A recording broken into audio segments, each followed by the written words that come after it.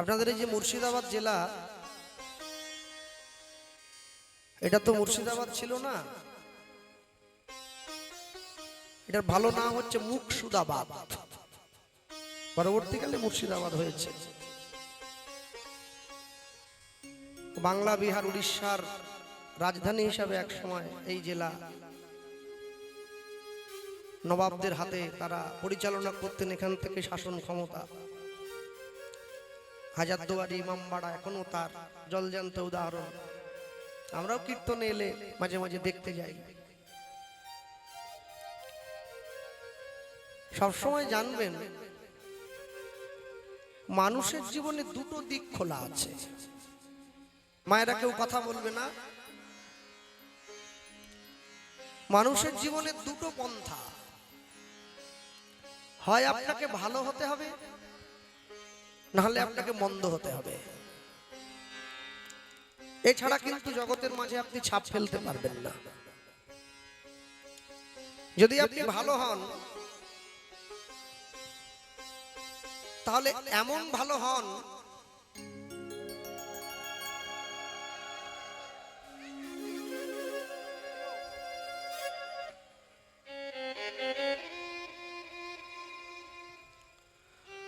যদি আপনি ভালো হন, তাহলে আপনি এমন ভালো হন যাতে আপনার নামটা মানুষ নেওয়া মাত্রই মানুষ আপনাকে ধন্যবাদ দেয়। সাধু সাধু, ভালো ভালো ভালো। সাধু বলা মানে এই নয় আমি আপনাকে বলছি আপনি সাধু হয়ে যান। চাইলে যে কেউ চোর হতে পারে, চাইলে যে কেউ সাধু হতে পারবে না। চাইলে যখন তখন চোর হওয়া যায়, আর চাইলেই ঝট করে সাধু হওয়া যায় না। কেন জানেন? নেতা হওয়া একটা জিনিস, অভিনেতা হওয়া একটা জিনিস। দুটো জায়গায় এক করে দিলে হয় না। এখন কথা হলো, নেতা কাকে বলা হয়? যার নেতৃত্ব দেওয়ার ক্ষমতা আছে, সেই তো নেতা বলা হয়। হিটলার, মুসোলিনি, এনারা নেতা, যাদের একটা কথায় পুরো জার্মানির মানুষ এক হয়ে গিয়েছিল। সুভাষ চন্দ্র বসু নেতা, বিনয় বাদল দীনেশ নেতা, মহাত্মা গান্ধী নেতা। তাহলে সবার আগে দেখতে হয় যার নেতৃত্ব দেওয়ার ক্ষমতা আছে তিনি হচ্ছেন নেতা। আর যারা অভিনেতার থেকে নেতা হয়েছেন তারা কিন্তু নেতৃত্ব দিতে পারবেন না, তারা অভিনয় করতে পারবেন। অভিনয় এক জিনিস, নেতৃত্ব আরেক জিনিস। চৈতন্য মহাপ্রভু আমাদেরকে কি শেখালেন? তোমরা হরিনামে এসে ঘুমোবে, আর যেদিনকে নিম সন্ন্যাসী বাবার মন্দিরে মহোৎসব হবে, তোমরা সবাই মিলে লাইন দিয়ে প্রসাদ খেতে যাবে। খিচুড়ি, আলুর দম, পায়েস খেয়ে বাড়িতে এসি চালিয়ে নাক ডেকে ঘুমোবে। তারপরে যখন কীর্তন শুরু হবে, একটু প্রথম প্রথম গিয়ে ভিড় করবে। 1 ঘন্টা পরে কাপড়ের কুচি ধরে উঠে বাড়িতে গিয়ে হাত মুখ ধুয়ে রুটি আর দুধ খেয়ে আবার ঘুমিয়ে পড়বে। এইটা মহাপ্রভু আমাদের শেখাননি। মহাপ্রভু আমাদেরকে শিখিয়েছেন জীবের জীবনে বাঁচতে গেলে দুটো জিনিসের দরকার। হ্যাঁ, দুটো জিনিস। যদি বলেন কেন? যদি গৌরাঙ্গ নহিত কি মানে হইত, কেমনে ধরিতাম দে। দে মানে দেহ। চৈতন্য মহাপ্রভু না থাকলে কলিকালের মানুষ নিজের দেহটাই ধরতে পারতো না, অন্য কিছু অনেক দূরের কথা। দেখুন, আমি ছোট্ট একটা এক্সাম্পল দিচ্ছি, আর বুঝতে পারবেন সব। তুমি কোন ক্লাসে পড়ো? বলো বলো, লজ্জা পেলাম। 10, 6 পড়ো। তুমি 11। হ্যাঁ, দেখুন 6, 11 পড়ে, যথেষ্ট বড় হয়েছে। বলো, ভারতবর্ষের আদি শিক্ষার নাম জানো কি? না না, এটা ভাববে না, তোমাদের ছোট করার জন্য বলছি। তোমাদেরকে দিয়ে আমি সবার জন্য কথাটা বললাম। আজ পর্যন্ত কোন স্কুলের শিক্ষক, কোন কলেজের প্রফেসর, প্রিন্সিপাল, কোন ইউনিভার্সিটির গেস্ট লেকচারার আমাকে শিক্ষা দেয়নি ভারতবর্ষের আদি শিক্ষার নাম কি। কোন মুসলমান ভাইয়ের মাদ্রাসায় গিয়ে কোন মাদ্রাসার শিক্ষক কোন মুসলিম ভাইকে শিক্ষা দেন নাই ভারতবর্ষের আদি শিক্ষার নাম কি। কোন খ্রিস্টান ধর্মের গির্জায় গিয়ে কোন খ্রিস্টানের প্রভু, কোন জিসাস, কোন টিচার তার শিষ্যদেরকে শিক্ষা দেন নাই ভারতবর্ষের আদি শিক্ষার নাম কি। ভারতবর্ষের আদি শিক্ষার নাম হচ্ছে বৈরাগ্য। বৈরাগ্য বিদ্যা নিজ ভক্তি যোগম শিক্ষার্থমেক পুরুষ পুরাণম শ্রীকৃষ্ণ চৈতন্য শরীরধারী যথামাং সতাতাং প্রপাদে। ভারতবর্ষের আদি শিক্ষার নাম হচ্ছে বৈরাগ্য। তাহলে ইতিহাস, ভূগোল, বিজ্ঞান, ইংরেজি, physical science, life science, pol science এগুলো বৈরাগ্যের অংশ নয়, এগুলো বিদ্যার অংশ। কেন? 200 বছর যে ইংরেজ শাসন করেছে ভারতবর্ষ, তারা আমাদেরকে বৈরাগ্যের শিক্ষা দেন নাই। কারণ তারা জানে ভারতবর্ষের মানুষকে যদি আদি শিক্ষাটা দিয়ে দেওয়া হয় তাহলে মানুষকে আমরা শোষণ করতে পারবো না, তাই শিক্ষাটা দেন নাই। সমাজের যারা উঁচু স্তরের মানুষ, যারা সমাজকে পরিচালনা করে, যারা যে সরকার, যাদের দ্বারা আমাদের শিক্ষা গ্রহণ হয়, যাদের কাছ থেকে আমরা শিক্ষা পাই, তারা কোনোদিন আমাদেরকে শিক্ষাটা দেন নাই। ভারতবর্ষের আদি শিক্ষার নাম বৈরাগ্য। কাকে বৈরাগ্য বলা হয়? যদি কারো বিষয়ের প্রতি আকাঙ্ক্ষা না থাকে তাকে বৈরাগী বলা হয়। বিষয়ে বিতৃষ্ণার নাম বৈরাগ্য। হ্যাঁ, কিরকম? ধরুন আমার 10 বিঘে জমি আছে আপনাদের জাফরাবাদ গ্রামে, আমার জিয়াগঞ্জ বাজারে 3টে ফ্ল্যাট আছে, বহরমপুরে 3টে সোনার দোকান আছে। এটা কি বিষয় হলো? এটা বিষয় নয়, এটা বিষয়ের একটা অংশ। বিষয় কাকে বলে? চোখের টান রূপের প্রতি, কানের টান শোনবার প্রতি, ত্বকের টান ছোঁয়ার প্রতি, মুখের টান স্বাদের প্রতি। এইগুলোর থেকে যখন আমার এই ইন্দ্রিয়গুলো যখন এই কাজ থেকে বিরত থাকবে তখন বলতে হবে আমার বিষয় জয় হয়েছে। আর যদি এই রাস্তা দিয়ে এখনই একটা সিনেমার নায়ক নায়িকা হেঁটে যায় তাহলে আমি কি না তাকিয়ে থাকবো? আমি তো দেখাবো। যদি আমি না তাকিয়ে থাকতে পারি তাহলে আমি বুঝবো আমার চোখ বিষয় জয় করেছে। আমি যে খাবারটা খেতে সব থেকে বেশি পছন্দ করি, আস্তে মায়েদের কাছে একটু আলোচনা শক্ত মনে হতে পারে, কিন্তু এগুলো শুনতে হবে, এ কথাগুলোর প্রচার হওয়া দরকার। সবসময় নরমটা শুনলে হবে না, মাঝে মাঝে শক্তটাও শুনবে। যে খাবারটা খেতে আমি ভালোবাসি, যদি কোনো কারণে দেখেন সেই খাবারটা আমার সামনে দেওয়া হচ্ছে কিন্তু সেই খাবারটা খেতে আমার মন চাইছে না, তাহলে জানবেন ওই খাবারের প্রতি আপনার জীব বিষয়কে জয় করেছে। একে বিষয় জয় বলা হয়। পৃথিবীতে যত মানুষ বিখ্যাত হয়েছে, বিশ্বকবি রবীন্দ্রনাথ থেকে শুরু করে হযরত মুহাম্মদ পর্যন্ত, সবাই বৈরাগী ছিলেন। প্রত্যেকে নিজের মতো করে বৈরাগ্য ধারণ করেছেন। হ্যাঁ, যদি বলেন কেন?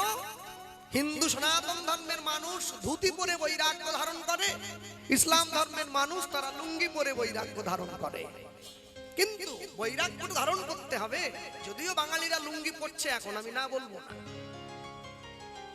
হ্যাঁ, লুঙ্গি একটু কমফোর্ট হয়, বেশ করতেও সুবিধে, খুলতেও সুবিধে, ভালো সুবিধে একটা আছে। যাক, ছেড়ে দেন সে কথা।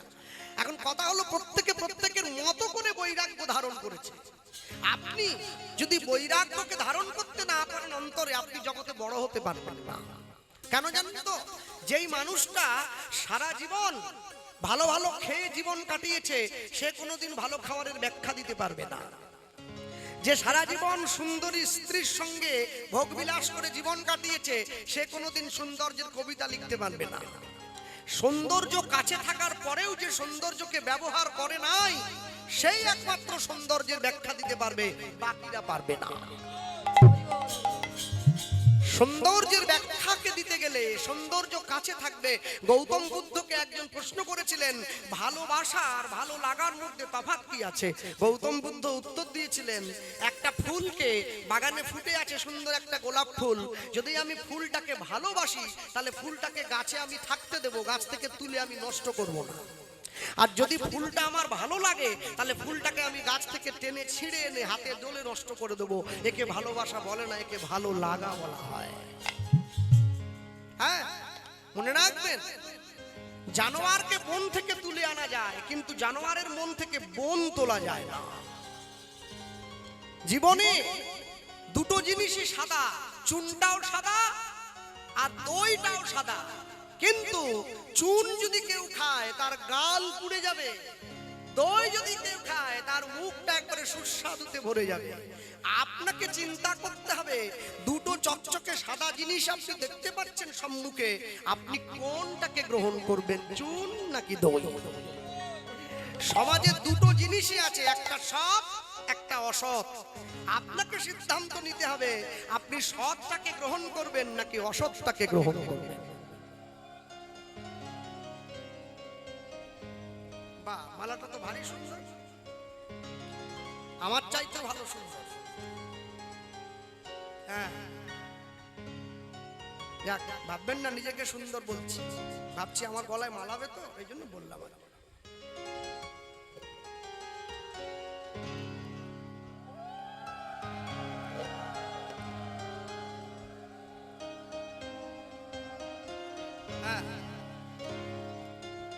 এই জন্যই তো কমিটির বাবুরা ছোট একটা গাঁদা ফুলের মালা দিয়ে দিচ্ছে, জানে অনেক মায়েরা মালা আনবে, বেকার আমরা খরচা করবো কেন?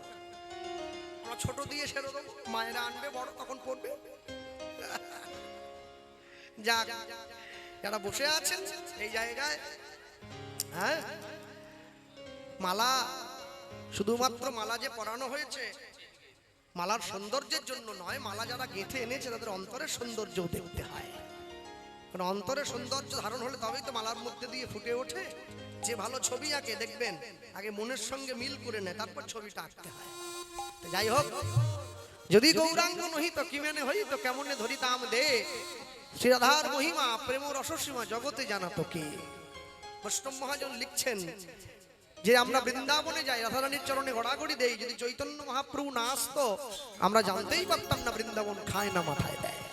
হ্যাঁ, এরপরে লিখছেন কত সুন্দর করে দেখুন, মধুর বৃন্দা বিপিন মাধুরী প্রবেশ চাতুরী সার বরজ যুবতী ভাবের ভকতি শকতি হইত কা আসতে। মনে করুন মুর্শিদাবাদ থেকে যারা বৃন্দাবনে গিয়েছেন রাধা গোবিন্দ চরণ দর্শনের জন্য, বৃন্দাবনে গিয়ে রাধা গোবিন্দের চরণ দর্শনের নিমিত্ত বৃন্দাবন থেকে ফিরে এসে রাধা গোবিন্দের চরণের প্রতি যে আকুলতা, যে ব্যাকুলতা, যে আকাঙ্ক্ষা, এই আকাঙ্ক্ষাই কিন্তু আপনাকে তার চরণের দিকে নিয়ে যেতে সাহায্য করে। আপনি যে বিষয়টা নিয়ে যত বেশি ভয়ে ভয়ে থাকবেন সেই বিষয়টা আপনাকে তত বেশি ভয় পাওয়াবে। যেই বিষয়টা নিয়ে আপনি ভয় কম পাবেন সেই বিষয়টা আপনাকে কিন্তু ভয় ধরাতে পারবে না। যদি বলেন ভাই কেন এ কথা বলছো, কেন বলছি জানেন? আস্তে মায়েরা কথা বলো না। হ্যাঁ, একদম কোচবিহার থেকে সুন্দরবন পর্যন্ত হরিনামের আসনে বসে মায়েদের কথা বলার রেকর্ড সব চাইতে বেশি। আমি সব জেলা ঘুরছি, কথা বলুন, কথা বলুন। বৃন্দাবনে যারা বাড়িতে নিত্য নিত্য গৌর গোবিন্দের সেবা দেন, যাদের বাড়িতে বিগ্রহ আছে, যখন আপনারা বাড়িতে ভগবানকে সেবা দেন তখন কি করেন? ভগবানের মন্দিরে ভোগের থালাটা ঢুকিয়ে দিয়ে মন্দিরের দরজাটা বাইরে থেকে বন্ধ করে দেন।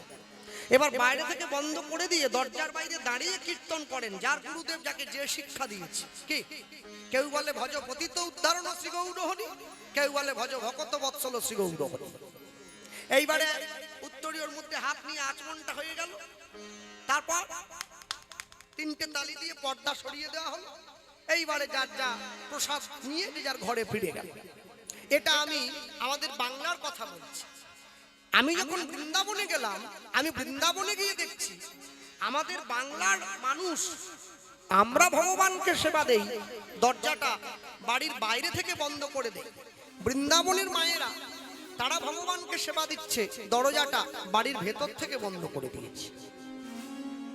হ্যাঁ, তা আমি দরজার বাইরে দাঁড়িয়ে রইলাম, আমি মনে মনে ভাবছি এরম সেবা তো আমি দেখিনি, আমাকে জানতে হবে। আধ ঘন্টা পরে সেই মা যখন বেরিয়ে এসেছে একবারে ঘেমে নিয়ে গেছে, মুখটা মুছছে, দরজাটা খুলেই দেখছে না ছেলে দাঁড়িয়ে। কি ব্যাপার? আমি বললাম মা একটা জিনিস জানবার জন্য দাঁড়িয়ে আছে। বলো। বলছিলাম কি, আমরা যখন আমাদের বাংলায়, তোমার বাড়ি কোথায়? আমি বললাম মেদিনীপুর। তুমি বাংলার মানুষ? হ্যাঁ। তা আমি যখন আমার মেদিনীপুরে ভগবানকে সেবা দেই, আমি দরজাটা বাড়ির বাইরে থেকে বন্ধ করে দিই। কিন্তু আপনি যে ভগবানকে সেবা দিচ্ছেন, আপনি তো দরজাটা ঘরের ভেতর থেকে বন্ধ করে দিচ্ছেন। এটা কেন দিচ্ছেন? এরকম কেন করছেন? একটু বলুন আমায়। বলছে এটা বলা যাবে না। তা বলা যাবে না যদি দিচ্ছেন কেন? বলে না না, আপনো ভজন কথা না বলিবে যথা তথা। জানো তো, আলাম পুরোটা না বলবো, একটু ধরিয়ে দিন, লাইনটা ধরিয়ে দিন, যদি বোঝার হয় বুঝবো, নাহলে বাড়ির ছেলে বাড়ি চলে যাবে। আচ্ছা শোনো, স্কুলে পড়েছো? হ্যাঁ। কখন স্কুলে যেতে? সকাল 10টায়। কখন আসতে? বিকেল 4টে। সত্যি করে বলো তো বাবা, বিকেল বেলা স্কুল থেকে আসার পর তোমার মা যখন তোমাকে খেতে দিত, ভাত ডাল কুমড়োর তরকারি পটল ভাজা, হ্যাঁ, চিন্তা করে বলো, তোমার মা কি তোমাকে খাবারের থালাটা দিয়ে পাশের বাড়ির কাকিমার সঙ্গে গল্প করতে চলে যেত? আমি বললাম না। মা কি করত? সামনে বসে থাকতো। কেন থাকতো? আরে আমার কখন কোনটা লাগবে মা দেবে না? তখন সেই বোঝো মা আমাকে বলছে, উত্তর তো তুমি দিয়ে দিচ্ছ, আমাকে জিজ্ঞাসা করছো কেন? তুমি যে গোবিন্দের ঘরে ভোগের থালাটা ঢুকিয়ে দিয়ে, তুমি যে চৈতন্য মহাপ্রভুর ঘরে ভোগের থালাটা ঢুকিয়ে দিয়ে দরজাটা বাইরে থেকে বন্ধ করে দিয়েছো, মনে করো আমার চৈতন্য মহাপ্রভুর আরেকটু ডাল চাই, কাকে বলবে? আরেকটা বেগুন ভাজা চাই, কাকে চাইবে? তা আমি বলি তাহলে, বলে ওই জন্য কাছে বসে থাকি, খাওয়াবো, মুখ ধোয়াবো, মুখ মোছাবো, ঘুম পাড়াবো, তারপরে ঘরের বাইরে আসবো। তোমরা বাংলার মানুষ যারা, তোমরা ভগবানকে ভালোবাসো ভগবান বলে। আমরা বৃন্দাবনের মানুষ যারা, আমরা ভগবানকে ভালোবাসি ঘরের ছেলে বলে। কৃষ্ণ আমাদের ঘরের ছেলে, কৃষ্ণ আমাদের নিজের ছেলে, কৃষ্ণ আমাদের আপনার ছেলে। ওই জন্য তো আমরা সব সময়ের জন্য কৃষ্ণের সঙ্গে বাঁধা। হ্যাঁ, তবু এই বোকা, শিক্ষিত হয়েও বোকা, ডুবতে থাকা, হারিয়ে যাওয়া বাঙালি সমাজ 2025 সালে দাঁড়িয়েও, এত আধুনিক দিনে দাঁড়িয়েও, যে দিনে মানুষ চাঁদে চলে যাচ্ছে, পৃথিবীর মাটি থেকে কত নিত্য নতুন জিনিস আবিষ্কার করে ফেলছে, তারপরেও হারিয়ে যাওয়া শিক্ষিত সমাজ, শিক্ষিত হয়ে বোকা সেজে থাকা এই বাঙালিরা বুঝলো না যে প্রসাদ নিতে হলে মন্দিরে যেতে হয়, প্রসাদ রেশনের দোকানে পাওয়া যায় না। হাত পেতে মন্দিরে গিয়ে লাইন দিতে হয় প্রসাদের জন্য। একটু তো বোঝো, নিজের ধর্মকে সম্মান করো। একটা 10 বছরের মুসলিম বাড়ির ছেলে প্রতি শুক্রবার করে লুঙ্গি পরে, পাঞ্জাবি পরে, টুপি পরে মসজিদে যায়। কেন যায়? ওকে ডেকে জিজ্ঞাসা করবেন, হ্যাঁ রে করিম কোথায় যাচ্ছিস? বলে নামাজ পড়তে যাচ্ছি। ও চলে যাওয়ার পরে নিজের বিবেককে প্রশ্ন করবেন, কি বলে গেল? নাম আজ, কালকে নয়, আজ। নামাজ আজকে নাম করতে হবে, কালকে করলে হবে না। একটা 10 বছরের মুসলিম বাড়ির ছেলে আজ থেকে নামাজ পড়ে, আল্লাহকে ডাকে, খোদাকে ডাকে। একটা হিন্দু বাড়িতে 80 বছরের বয়স্ক লোক, তাকে তুলসীর মালা গলায় পড়তে বললে সে বলে আমার এখনো অনেক দেরি আছে। তুমি নিজের দোষে তোমার সব নষ্ট করেছো। সব পেয়েছিলে, বাবা তার ছেলেকে 50 বিঘা সম্পত্তি দিয়ে দিয়েছে। ছেলে যদি রাখতে না জানে, দোষ কি বাবার হবে নাকি? মনে রাখবে, আপনারে লয়ে বিব্রত রহিতে আসে নাই কেহ অবনি করে, সকলের তরে সকলে আমরা, প্রত্যেকে আমরা পরের তরে।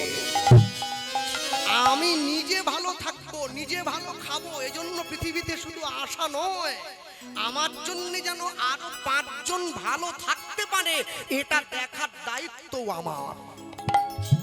হ্যাঁ, এটা দেখবার দায়িত্ব আমার।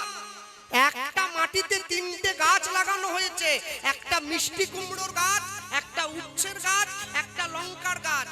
একটা পুকুর থেকে জল তুলে 3টে গাছে দেওয়া হচ্ছে, 3টে গাছেই ফল ফলেছে, 3টে ফলের স্বাদ 3 রকম হয়েছে। যে মায়েরা বসে আছেন, একই নিয়মে বিয়ে হয়েছেন, একই সিঁথির সিঁদুর সকলে সিঁথিতে পড়ে আছেন, একই নিয়মে সন্তান গ্রহণ করেছেন, একই নিয়মে সন্তানের জন্মও দিয়েছেন। তাহলে কোন মায়ের ছেলেটা চোর, কোন মায়ের ছেলেটা সাধু কেন? একেই কর্ম বলা হয়। কর্ম যদি ভালো হয় ভাগ্য হয় দাসী, হৃদয় যদি ভালো হয় ঘরেই মথুরা কাশী। আপনি যখন পুকুরে ছিপ ফেলে মাছ ধরেন, ছিপ ফেলার সঙ্গে সঙ্গে কি মাছ পড়ে যায়? অপেক্ষা করতে হয়। কপাল ভালো থাকলে 10-15 মিনিট পরে লাগে, নালে আধা ঘন্টা, নালে 1 ঘন্টাও থেমে থাকতে হয়। তাহলে আপনি যদি একটা মাছ ধরবার জন্য 1 ঘন্টা থেমে থাকেন, আপনি কি করে ভাবলেন ঈশ্বরের নাম একবার বলা মাত্র ঈশ্বর এসে যাবে? মাছ ধরার জন্য যেমন অপেক্ষা করতে হয়, নামটাও করে যেতে হয়। অপেক্ষা করতে করতে যেদিন অপেক্ষার অবসান ঘটে যায়, সেদিন ঈশ্বরের দর্শন হয়, তার আগে হয় না। যারা আমেরিকা থেকে মায়াপুরে ইস্কনে এসেছে, হরে কৃষ্ণ বলতে পারে না, বলে হরে কৃষ্ণ হরে কৃষ্ণ। ইংরেজিতে কথা বলে তো বাংলা বলবে কি করে? দুঃখ কি জানেন? তারা বলতে পারে না, তবু বলে। আমরা বলতে পারি কিন্তু বলি না। যার বলার দরকার নেই সে বলছে, যার বলার দরকার সে একবারও বলে না। সব সময়ের জন্য মনে রাখবেন, পৃথিবীর মাটিতে যখনই যতবার যত ক্ষেত্রে ধর্মের উপরে আঘাত এসেছে, যতবার ধর্ম রক্ষাকারী সাধু বৈষ্ণব ব্রাহ্মণের উপরে আঘাত এসেছে, তখনই কিন্তু ভগবান এসে গিয়েছেন ধর্মকে রক্ষা করবার জন্য। যদা যদা হি ধর্মস্য গ্লানির্ভবতি ভারতম অভ্যুত্থানমধর্মস্য তদাত্মানম সৃজাম্যহম পরিত্রাণায় সাধুনাম বিনাশায় চ দুষ্কৃতাম ধর্ম সংস্থাপনার্থায় সম্ভবামি যুগে যুগে। যখনই ধর্মের উপরে আঘাত আসে তখনই ভগবানকে আসতে হয়। কেন? ধর্ম রক্ষা করার জন্য নয়, যারা ধর্মকে ভালোবাসে তাদেরকে রক্ষা করবার জন্য। কেন? ধর্ম রক্ষকদের রক্ষা না করলে ধর্মটাই তো নষ্ট হয়ে যাবে, ধর্মটাই নষ্ট হয়ে যাবে। প্রদীপ যদি না থাকে বাতি দিয়ে কি হবে? জাতিটাই যদি না থাকে ধর্ম দিয়ে কি হবে? আগে জাতিটাকে রক্ষা করতে হবে। বিবেকানন্দ বলেছিলেন, গর্ব করে বলবে আমি হিন্দু, লুকিয়ে নয়, ভয় পেয়ে নয়। আর বৈষ্ণব মহাজন সেটাই লিখছেন, গাও পুন পুন শ্রী গৌরাঙ্গের গুণ উলুধ্বনি।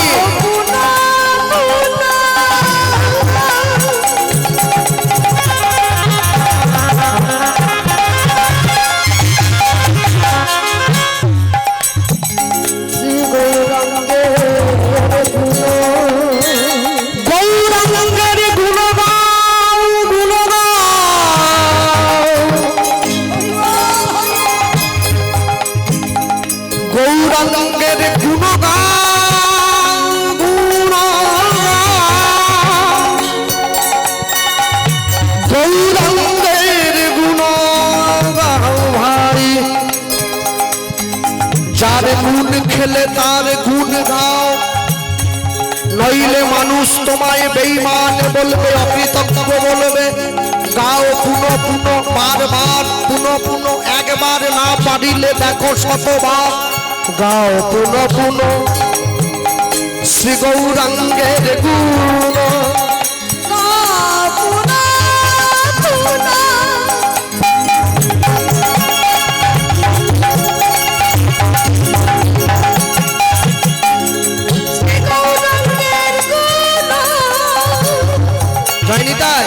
হরে কৃষ্ণ। আমি সকাল থেকে সন্ধ্যে পর্যন্ত 2 নম্বরই করবো, চিটিংবাজি করবো, লোক ঠকাবো, সন্ধ্যেবেলায় বসে গৌরাঙ্গের নাম করবো, হবে তো না? আইনের ফাঁক আছে তো। সরল করিয়া সরল করিয়া সরল করিয়া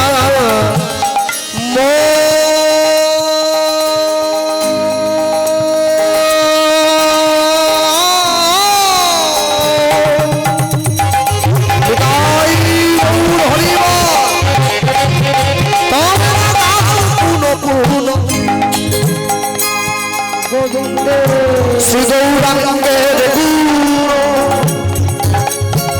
সরল করিয়া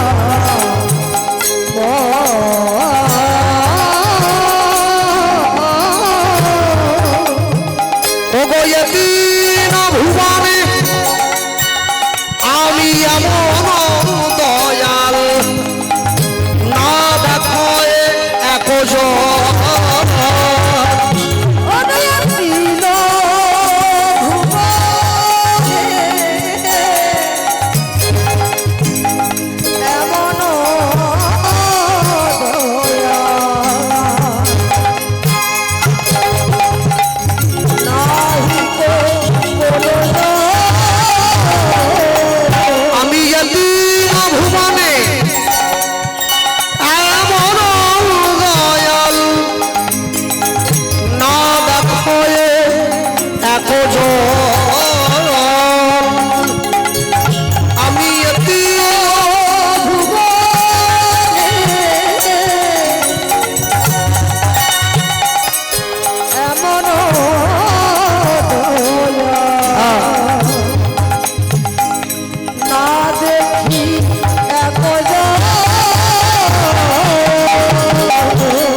আমি এমন দয়াল আজ দেখি না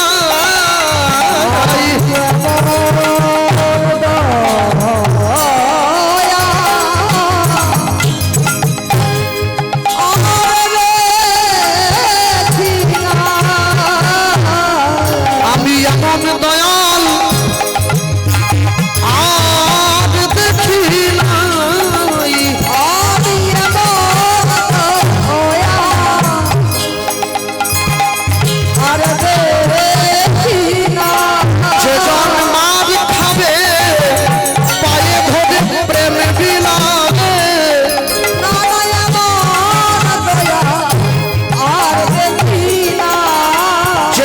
জগাই মাথায়ের মতো মাতালকে হরি নাম বিলায়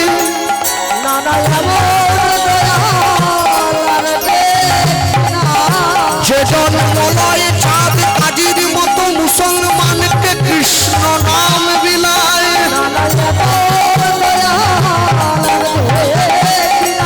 যেজন চপল গোপালকে উদ্ধার করিল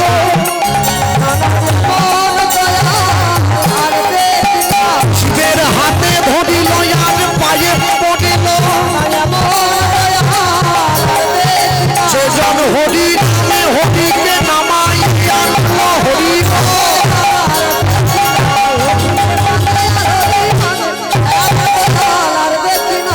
এমন দয়া আর দেখি তিন ভুবনে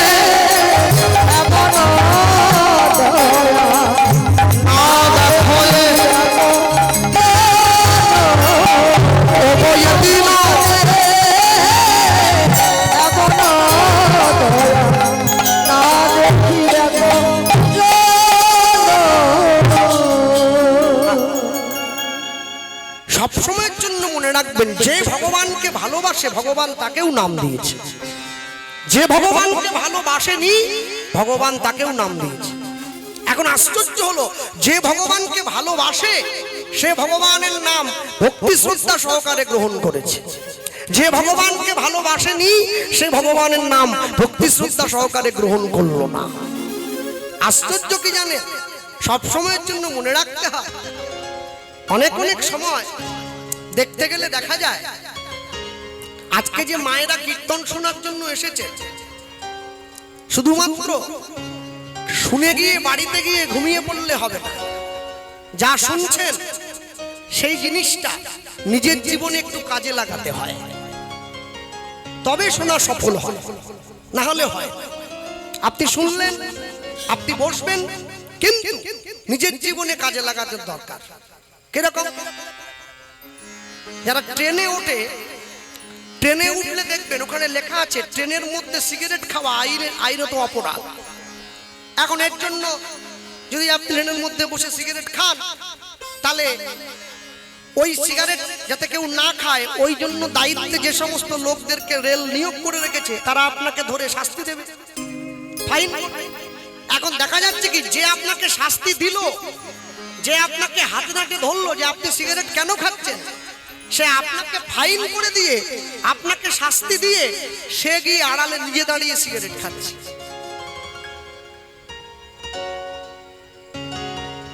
যে ডাক্তারের নিজের সুগার আছে 500, ওর কাছে রোগী সুগারের জন্য যাবে না, বলে আপনার তো নিজের সুগার।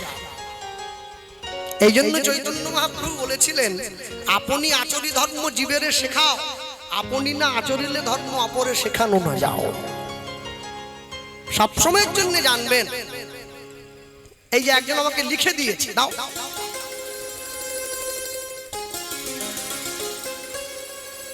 এই লিখে দিয়েছে, সনাতন ধর্মের প্রতিষ্ঠাতার নাম কি? আরে সনাতন ধর্মের প্রতিষ্ঠা কি?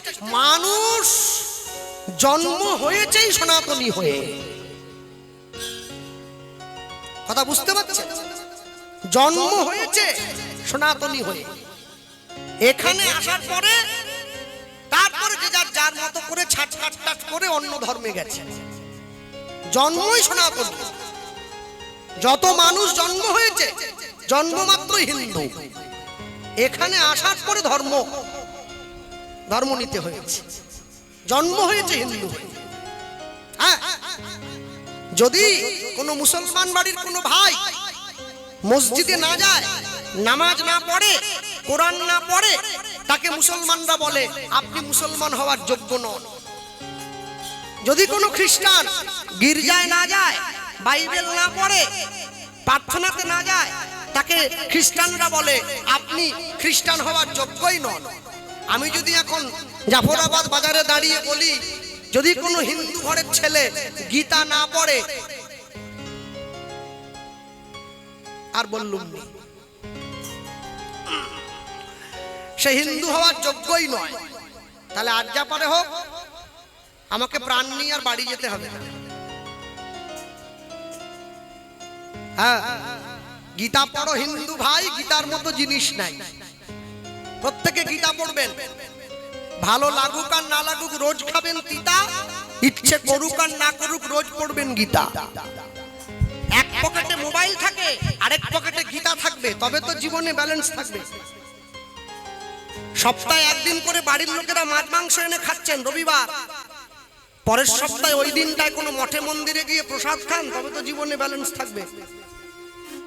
মাসে একদিন করে সবাই মিলে পিকনিক করতে যাচ্ছেন, মাসে একদিন করে কোথাও পাশাপাশি কীর্তন হলে কীর্তন শুনতে যান, তবে তো জীবনে ব্যালেন্স থাকবে। তুলসীর মালা সবাই গলায় পড়বেন, কেউ যেন বাদ না যায়, প্রত্যেকে পড়বেন, সকলে পড়বেন। লোকে আমাকে বলে দাদা আমি যে মাছ খাচ্ছি, যার যা ভালো লাগে খাবেন। আমি খোলা মঞ্চে প্রচার করে গেলাম, যা মন চায় খাবেন, কিন্তু মালা পড়বেন। যারা আমিষ খাচ্ছেন তারা মালাটা কণ্ঠের থেকে নামিয়ে পড়বেন, যারা নিরামিষ খাচ্ছেন কণ্ঠের সঙ্গে লাগিয়ে পড়বেন। তবে পড়ুন, কেন বললাম জানেন? লাইনে দাঁড়ান, তবে তো ডাক পাবেন। হ্যাঁ, আকাশের শোভা চাঁদ, চাঁদের শোভা তারা, বৃন্দাবনে কৃষ্ণ শোভা, নদিয়ার শোভা গোরা, গ্রামের শোভা বাড়ি আর রাস্তার শোভা গাড়ি। আমার মুসলমান ভাইদের শোভা তার বড় বড় দাড়ি, এত বড়। আচ্ছা, বাঙালি হিন্দুরা সংসারে পড়ে ভোগ করে কত জ্বালা, তবু তারা গলায় পড়ে না দুপের তুলসীর মালা। মালা পড়বে, সকলে পড়বে। আর যে সমস্ত মায়েদের এবং মেয়েদের লজ্জা করে মালা পড়তে, তাদের জন্য একটা বুদ্ধি আছে। রাত্রিবেলা ঘুমানোর সময় মালা পড়ে ঘুমোবে, কেউ জানতে পারলো না। মালা পড়া হচ্ছে, কেউ দেখতেও পাচ্ছে না। হ্যাঁ, আবার সকালবেলা ঘুম থেকে উঠে মালা খুলে বালিশের তলে রেখে ঘরের বাইরে আসবে, কেউ জানতে পারলো না। একদিন, দুদিন, 3 দিন, 4 দিন, 5 দিন, 6 দিন, 7 দিন, 8 দিন, 10 দিন, 1 মাস, তারপর দেখবেন গলার মালা গলায় রয়ে গেছে, আপনি ঘরের বাইরে চলে এসেছেন। ভগবানের সঙ্গে প্রেম করলে প্রেম বেড়ে যায়, মানুষের সঙ্গে প্রেম করলে প্রেম কমে যায়। আত্মীয় বাড়িতে রোজ রোজ গেলে আত্মীয়ের কাছে সম্মান কমে যায়, ভগবানের মন্দিরে রোজ রোজ গেলে ভগবানের কাছে সম্মান বেড়ে যায়। সনাতন ধর্মের প্রতিষ্ঠাতা, সনাতন ধর্ম যবে থেকে মানব জাতির সৃষ্টি হয়েছে তবে থেকেই সনাতন ধর্ম তৈরি হয়ে গেছে। সনাতন মানে কি? যা শাশ্বত, যা চিরন্তন, যা ছিল, আছে, থাকবে, তাই সনাতন ধর্ম। হ্যাঁ, সেই হিসাবে দেখতে গেলে ব্রহ্মার পুত্র মনু, যেখান থেকে মানবের জন্ম হয়েছে, তিনি সনাতন ধর্মের প্রতিষ্ঠাতা। মানব মাত্রই সনাতন। এরপরে প্রশ্ন লিখেছেন ধর্ম এক ও অভিন্ন। আস্তে কথা বলো না, যারা বাড়ি যেতে চাইছে জায়গা করে দাও। হ্যাঁ, ধর্ম এক ও অভিন্ন, নিরাকার হয়। এইখানে একটু গন্ডগোল হয়ে গেছে। কে প্রশ্ন করেছে? সুকুমার মণ্ডল মহাশয়। তিনি কোথায়? আচ্ছা, লিখেছেন ধর্ম এক ও অভিন্ন, নিরাকার হয়। ধর্ম নিরাকার আপনাকে কে বলল? হ্যাঁ, শুনুন, সুভাষচন্দ্র বসুর জন্মদিন পালন করা হয় কবে বলুন? বা আচ্ছা আচ্ছা, সুভাষচন্দ্র বসুর যে স্ট্যাচুটা বাঁধানো আছে জাফরাবাদ বাজারের মোড়ে, ওইটার দিকে তাকালেই কিন্তু মনে পড়ে যায় আসছে 23শে জানুয়ারি, তাই তো? ঠিক তেমনি নিতাই গৌরের দিকে তাকালেই মনে পড়ে যায় এটা মার খেয়ে হরিনাম দিয়েছে। নিরাকার ধর্মে, নিরাকার ব্রহ্মে নাম হয়, আমি না বলবো না, নিরাকার ব্রহ্মে নাম হয়, কিন্তু যখন ব্রহ্মকে আকার দেওয়া হয়, হ্যাঁ, আকার মানে কি? স্বরবর্ণ ব্যঞ্জন বর্ণ পড়েন নাই? প্রথমে কি আছে? অকার, তারপরে আছে আকার। অকার মানে নিরাকার ব্রহ্ম, এরপরে আকার আসছে, কালীর আকার, দুর্গার আকার, শিবের আকার, কৃষ্ণের আকার, রামের আকার। আকার দিলে ভক্তি প্রগাঢ় হয়। সব সময়ের জন্য জানবেন নিরাকার ব্রহ্মে সাধন হয়, তা না বলবো না, কিন্তু যখন ব্রহ্মকে আকার দিয়ে দেওয়া হয় তখন সেই সাধনার গভীরতা অনেক বেশি হয়ে যায়। ব্রহ্ম নিরাকার, কিন্তু আকার দিলে সাধনতার ভক্তিচিত্ত বীজ আরো বেশি করে বেরিয়ে আসে। তিনি লিখেছেন, তবে ধর্মের মধ্যে কেন এত বিভেদ? ধর্মের মধ্যে বিভেদ কে বলল? হ্যাঁ, ধর্মের মধ্যে বিভেদ কেউ বলেছে নাকি? গীতা, কোরআন, বাইবেল পাশাপাশি রেখে দিলে এই তিনটে বই কারোর সঙ্গে কেউ মারামারি করবে? কেউ করবে না। কিন্তু গীতা, কোরআন, বাইবেল যারা পড়ে তারা নিজেদের মধ্যে মারামারি করে। কেন? ধর্মের মধ্যে বিভেদটা ধর্ম টেনে আনেনি, ধর্ম পালনকারী মানুষ টেনে এনেছে। যারা ধর্মকে পালন করতে না জানে তারা বিভেদ টেনে এনেছে। তা যদি না হতো তাহলে চৈতন্য মহাপ্রভু মলয় চাঁদ কাজীর মতো মুসলমানকে হরিনাম দিলেন কি করে? এখনো পর্যন্ত নবদ্বীপে গেলে দেখবেন অনেক মুসলিম আছে যারা হরিনাম কৃষ্ণ নাম গায়। অনেক মুসলমান ভাইয়েরা বোনেরা আছে তারা হরিনাম গায়। আমাদের পূর্ব মেদিনীপুরের দীঘাতে একটা জগন্নাথ মন্দির হয়েছে, শুনেছেন তো? হ্যাঁ, অনেকে যাচ্ছে, কিন্তু ওখানে শুধু হিন্দুরা নয়, অনেক মুসলমান মা বোনেরাও তারাও যাচ্ছে জগন্নাথ দেবকে দর্শন করার জন্য। জগন্নাথ দেবের চোখে কেউ ছোট নয়, হিন্দু, মুসলমান, শিখ, খ্রিস্টান সবাই সমান। জগন্নাথ দেব সবাইকে দর্শন দেওয়ার জন্য দাঁড়িয়ে আছে। হ্যাঁ, ধর্মের মধ্যে বিভেদ ধর্ম পালনকারী মানুষেরা এনেছে, ধর্ম কোনোদিন বিভেদ আনে নাই। তারপরে কি লিখেছেন? বিভিন্ন দেব দেবীর আকার কিভাবে পেলাম, এইখানে একটা কথা আছে। বিভিন্ন দেব দেবীর আকার আমরা পাইনি।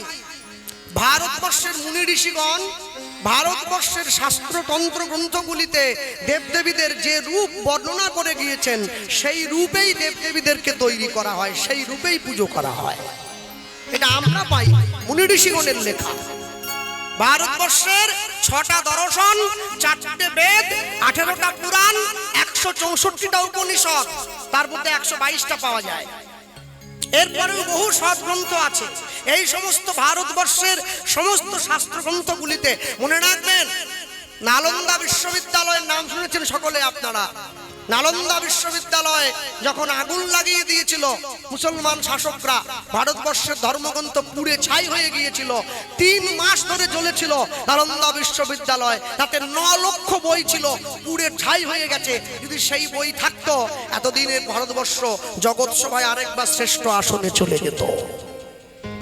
ভারতবর্ষের মুনি ঋষিগণ যাদেরকে আপনারা বিজ্ঞানী বলে বলছেন, আইজ্যাক নিউটন, গ্রাহাম বেল, যত বিজ্ঞানীদের দেখছেন আপনারা, এদের বহু পূর্বে ভারতবর্ষের মুনি ঋষিগণ এই সকল জিনিস আবিষ্কারের কথা লিখে চলে গেছেন অনেক আগে, অনেক আগে। মুনি ঋষিগণের চিন্তাধারা অনেক উচ্চ স্তরের ছিল, বহু আগে লিখে চলে গিয়েছেন। যারা বড় বড় নার্সিংহোমে কলকাতায় যান, যারা ভেলোর ব্যাঙ্গালোরে যান, গেলে দর্শন করবেন ভেলোর ব্যাঙ্গালোরের দিকে একটা করে নার্সিংহোমের দিকে একটা মুনি ঋষির ছবি আছে, স্ট্যাচু করে বসানো আছে, বড় দাঁড়িয়ে আছে, গেরুয়া পোশাক পরা এরকম করে বসে আছে। ওই মুনি ঋষিটার নাম হচ্ছে সুশ্রুত। যিনি চিকিৎসা বিজ্ঞানের জনক ছিলেন, এই অপারেশন পদ্ধতি যিনি প্রথম আবিষ্কার করেছিলেন, সেই মুনি ঋষির নাম হচ্ছে সুশ্রুত। ভারতবর্ষের আমরা মুনির সন্তান, সিন্নন্তু বিশ্বে অমৃতস্য পুত্র, আমরা অমৃতের সন্তান। কিসের মানব থেকে মানুষ এসেছে? অমৃতের সন্তান মানব জাতি।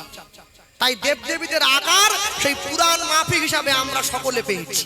এরপরে লিখেছেন, তবে আচ্ছা হ্যাঁ, সুকুমার মণ্ডল মহাশয় তিনি এই কথাগুলি জানতে চেয়েছিলেন, আমরা এক এক করে বললাম। মনে রাখবেন, মাতৃগর্ভের মধ্যে সন্তান জন্ম হওয়ার পরে, সন্তান যখন বড় হয়, সন্তান বড় হওয়ার পরে মাতৃগর্ভের মধ্যে যখন সন্তানটা থাকে, ওপরের দিকে পা দিয়ে, নিচের দিকে মাথা দিয়ে, ঊর্ধ্ব পদে হেড মুন্ডে, যখন মায়ের 7 মাস গর্ভ পরিপূরণ হয়, ভগবান এসে দাঁড়িয়ে পড়ে ওই যে সন্তানটা দুটো পা জোড়ো করে আছে, ওই জোড়ো করে থাকা পায়ের উপরে। যার জন্য হিন্দু সনাতন ধর্মের নিয়ম হলো পায়ে হাত দিয়ে প্রণাম করা। এটা মুনি ঋষিগণ প্রথম জানিয়ে দিয়েছেন আজ থেকে লক্ষ লক্ষ বছর আগে। একদম গৌরচন্দ্রিকার অন্তিমে গিয়ে গৌরাঙ্গ বলিয়া না গেলাম গলিয়া,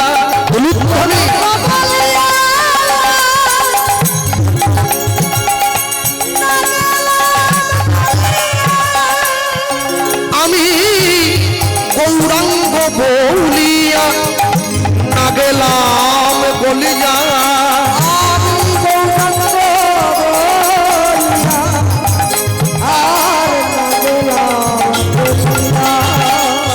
কেমনে ধরি দুধে পাশু সহিয়া পাশান দিয়া, বিধি কেমনে গড়িয়াছে ও বাসু সহিয়া পাশান দিয়া, বিধি কেমনে গড়িয়াছে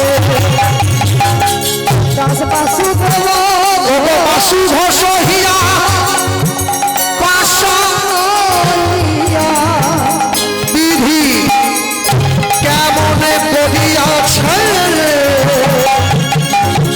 বলি আমার ভাগ্যে হলো না গো,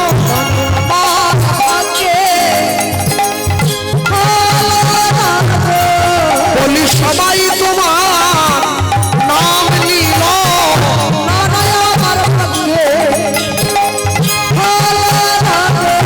বলি সবাই তোমার নাম নিল,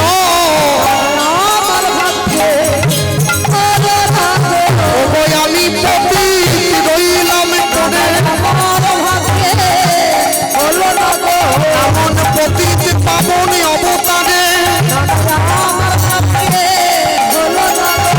বলি তোমার নাম বুঝি নেওয়া হলো না, এমন পতিত পাবন অবতারে হইব,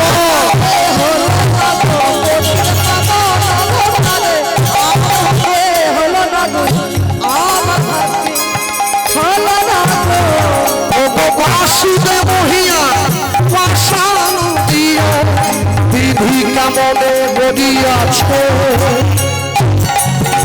ও গো বাসুভ সহিয়া পাশান দিয়া,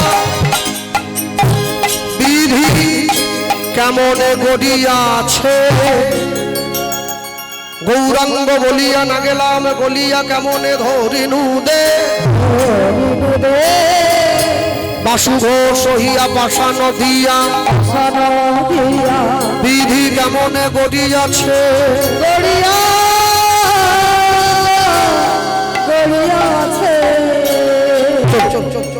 ছোট্ট করে আমরা গৌরচন্দ্রিকা শুনলাম। লীলা মাধুর্যের মধ্যে প্রবেশ করি। প্রবেশ করতে গিয়ে বলবো, এই স্থানে বসে যা বলার, বাংলায় একটা কথা সকলে জানেন আছে, মুচি হয়ে সূচি হয় যদি কৃষ্ণ ভজে, সূচি হয়ে মুচি হয় যদি কৃষ্ণ ত্যাজে। আচ্ছা, তাহলে যদি কেউ মুচি বাড়ির ছেলে হয়, সে যদি কৃষ্ণ ভজন করে তাহলে কি বামুন হয়ে পড়বে? না, মুচি হয়ে সূচি হয় যদি কৃষ্ণ ভজন। কেউ যদি কৃষ্ণ ভজন করে, সে যদি মুচি বাড়ির ছেলে হয়, তাহলে সে ব্রাহ্মণ হবে না, সে কৃষ্ণ ভজনের অধিকারটা পাবে, এই জন্য বলা আছে। আর যদি কেউ ব্রাহ্মণের ঘরের ছেলে হয়, সূচি হয়ে মুচি হয়, কেউ যদি ব্রাহ্মণের ঘরের ছেলে হয়, সে যদি কৃষ্ণ ভজন না করে তাহলে সে মুচি হবে না, অধিকার থেকে হারিয়ে যাবে। হরিসভায় বসে আমরা সাধুগুরু ভক্ত শ্রোতা সমীপে আলোচ্য গীতব্য লীলা মাধুর্য পরম কৃষ্ণ ভক্তের কথা শুনছি। পরম কৃষ্ণ ভক্ত শ্রীল প্রেমানন্দের জীবনী কথা। আর সবার শেষে গিয়ে না বললেই নয়, একটুখানি পিছন দিকে পিছিয়ে আসি। এই প্রেমানন্দের বাড়ি ছিল কাশীধামের মেধাগ্রাম বলে একটা জায়গায়। কাশীধামের নাম অনেকে শুনেছেন আপনারা। কাশীতে দেবাদিদেব মহাদেবের অবস্থান। এই কাশীধামের যারা পণ্ডিত, তাদের লক্ষণ ছিল একটা। কি লক্ষণ? লক্ষণটা এটাই, কাশীধামের পণ্ডিতরা মাথা নেড়া রাখতেন, মাথায় একটা শিখা থাকতো, সাদা পোশাক পরতেন, কপালে তিলক দিতেন। এটা কাশীর পণ্ডিতদের লক্ষণ। হ্যাঁ, এই প্রেমানন্দের বাড়ি ছিল কাশীধামের মেধাগ্রাম বলে একটা জায়গায়। প্রেমানন্দের বাবার নাম ছিল হরিদাস, মায়ের নাম ছিল সুদেবী। এই হরিদাস আর সুদেবীর একমাত্র সন্তান প্রেমানন্দ।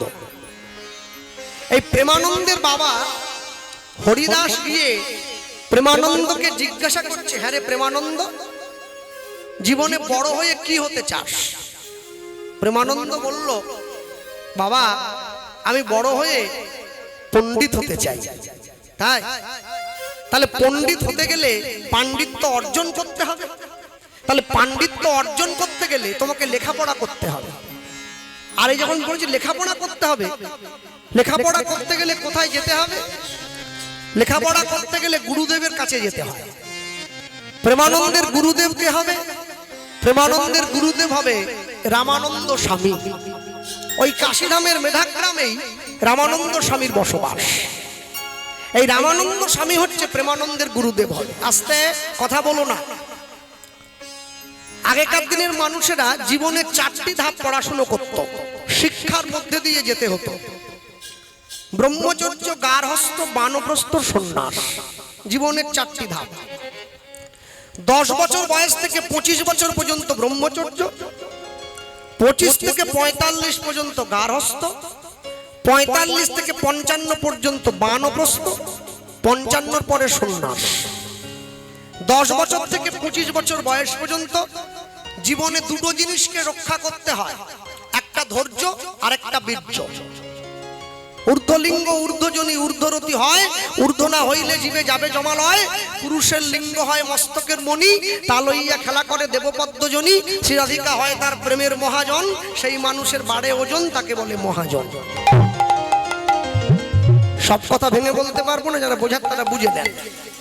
10 থেকে 25 এ হচ্ছে ব্রহ্মচর্য। 25 থেকে 45 হ্যাঁ, একে বলা হয় গার্হস্থ্য।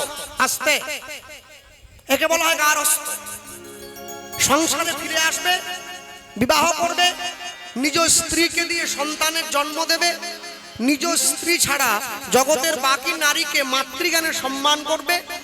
তুমি সব সময়ের জন্য, ভবিষ্যতের জন্য সঞ্চয় করবে, ভগবানের নাম নেবে, সংসারে থাকবে।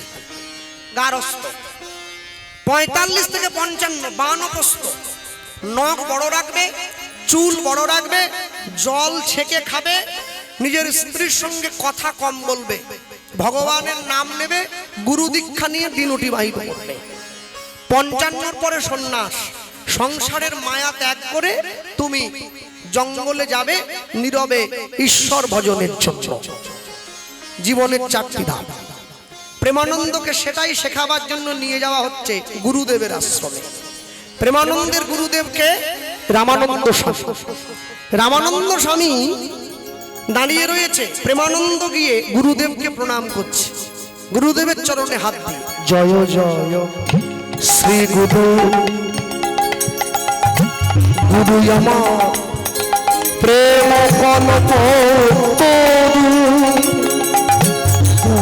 হৃদয় গৌর হরি গুরু আমার প্রেম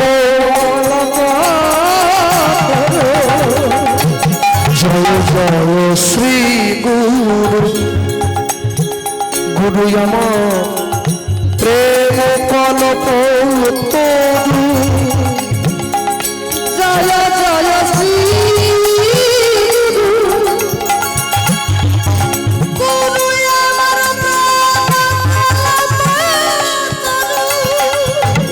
বড় অদ্ভুত অদ্ভুত জগৎ পরকাশ অদ্ভুত অদ্ভুত জাত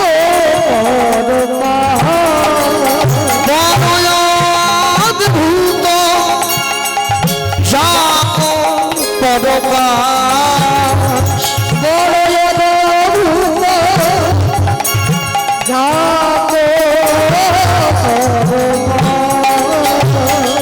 আমার হিয়া জ্ঞান অগতি বড় জ্ঞান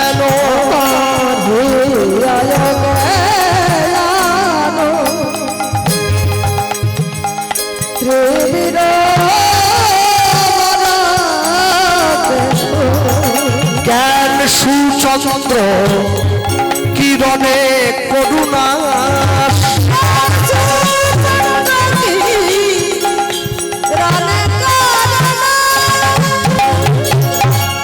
হাত তুলুন তো কারা কারা গুরু দীক্ষা নিয়েছেন দেখে একটু।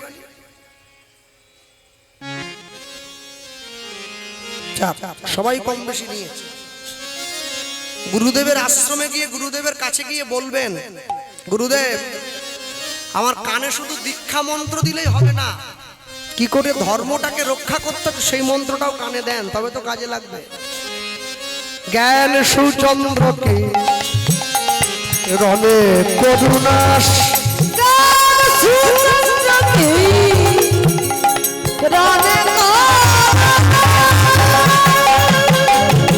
আমার অজ্ঞান আধার দূর করেছে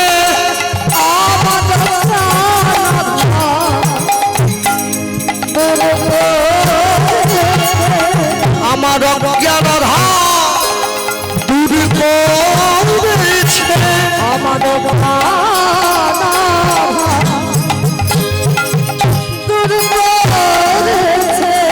জ্ঞানের বাতি জ্বালাই দিয়ে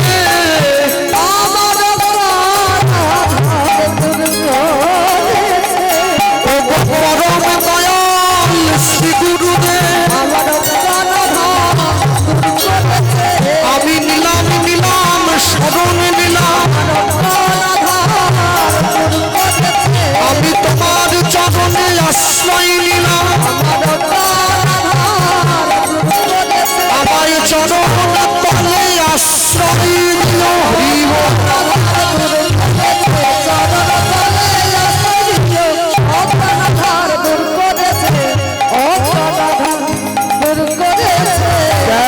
সুচন্দ্রকে রবে করুণা